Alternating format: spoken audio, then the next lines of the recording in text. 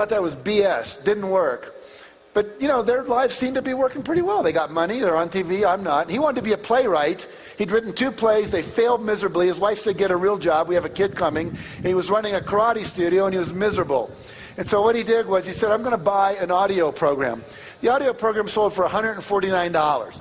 He ordered it, and he listened to it, and it changed his life. He said, wow, I got to go for my dream. I have to shoot one more time for my passion.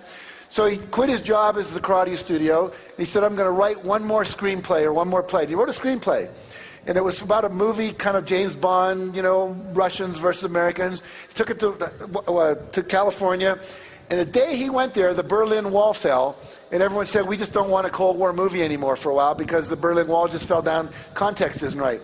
He said, before I listened to that audio program, I would have said, the world sucks. See, this is just one more example. I get screwed.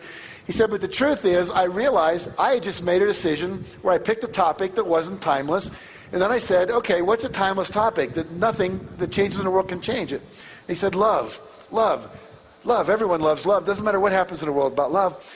Then he said, what's the typical love story? Boy meets girl, there's some problem. You know, Romeo and Juliet, 2 different warring families, can't get together. West Side Story, 2 different gangs, can't get together. Look who's coming to dinner, black guy, white woman. And we can go down a list. There's always this thing, you got to get through it. Finally, they get together, end of story, everyone's happy. He said, what if I do something totally different? What if they don't meet until the last scene of the movie? That's never been done. So he wrote a little screenplay called Sleepless in Seattle. And that screenplay earned him $500,000. And now every screenplay he writes is worth $1 million. Because he's now a Class A, you know, top-tier screenwriter in LA. And what happened was one audio program that changed his life forever. $149 investment turned into $500,000. So success principle number 9 is you got to learn more to earn more. Rhonda Byrne, who did The Secret, her life was miserable. Her daughter came to her and gave her a book. It was called The Science of Getting Rich by Wallace Wattles. How many of you have read that book?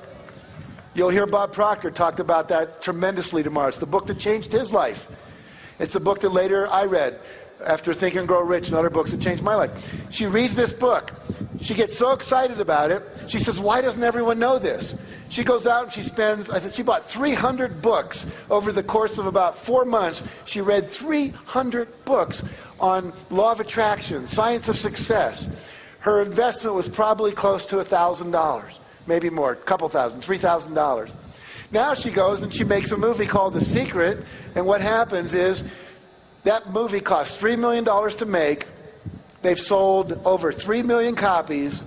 They've made $90 million based on her willingness to become a student, to learn more, and as a result of that, a producer who was, you know, okay in Australia, now has a home about a block from Oprah, is working on a second movie, is working with Harpo Productions to create a reality show on The Secret, because she was willing to invest in her growth. Here's somebody who read my book. Look at all the little tabs in there. They've studied it more than I did. It's amazing. We've talked about a couple of principles of success. It's just the tip of the iceberg. So, final story. Woman calls her minister. Says, Reverend Jim, I just came back from the hospital and they've diagnosed me with terminal cancer. I wonder if you could come over this afternoon. He says, sure, of course, Aunt Hattie, I'll come over. Goes over to her house. He tries to comfort her. She says, don't comfort me. I'm fine. I don't understand healing.